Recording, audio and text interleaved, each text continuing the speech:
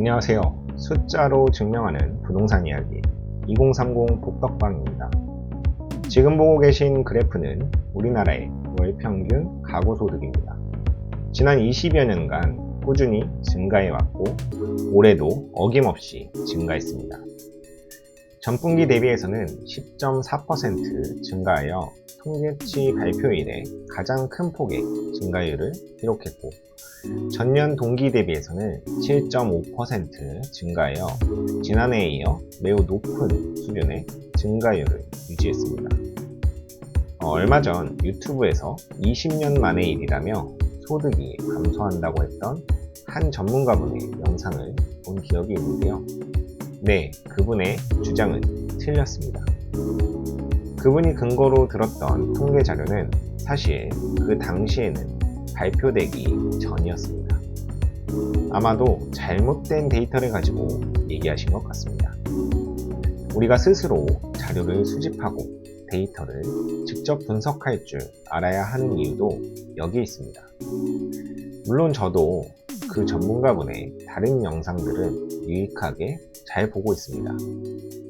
하지만 만약 스스로 데이터를 다룰 능력이 없다면 이렇게 틀린 정보를 듣고도 그대로 받아들일 수밖에 없습니다. 부동산을 분석하는데 소득 수준이 왜 필요하냐고요? 중요하지 않으면 확인할 필요가 없습니다. 지금 보고 계신 그래프는 전국 아파트 PIR입니다. PIR은 Price to Income Ratio의 약자로 소득 대비 집값을 나타내죠.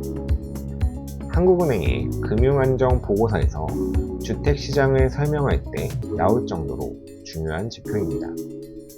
따라서 PIR을 구성하는 한 축, 인컴, 즉 소득에 대해 이해할 필요가 있습니다. 그렇다면 소득과 관련된 자료는 어디서 어떻게 확인할 수 있을까요? 구글이든 네이버든 이렇게 한번 검색해보세요. 국가통계포털. 그러면 국가통계포털 사이트가 나올 겁니다. 이 사이트에 들어가면 상단에 국내 통계 탭이 있습니다. 그중 주제별 통계를 누르시면 다양한 데이터 주제들이 나옵니다. 오늘 궁금한 것은 소득이니 소득이라는 글자를 찾아서 들어갑니다. 여기서 소득과 관련된 다양한 자료들을 확인할 수 있습니다. 활용법에 대해 조금만 더 설명하자면 소득 데이터는 가계 동향 조사를 통해 수집합니다. 가계 동향 조사에서는 1인 가구, 2인 가구 등 구성원수별로 선택이 가능한데요. 저는 2인 이상 가구를 기준으로 분석합니다. 시계열이 가장 길기 때문이죠. 2인 이상 비농림 어가를 클릭하고 도시 명목을 클릭해주세요. 우리가 궁금한 건 각자 통장에 꽂히는 소득, 즉 명목 지표이니까 실질과 명목 중에 명목을 고르면 됩니다. 마지막으로 가구당 월평균 가계수지를 눌러주시면 분기별 데이터를 확인할 수 있습니다. 가계수지 항목도 참 종류가 많은데요.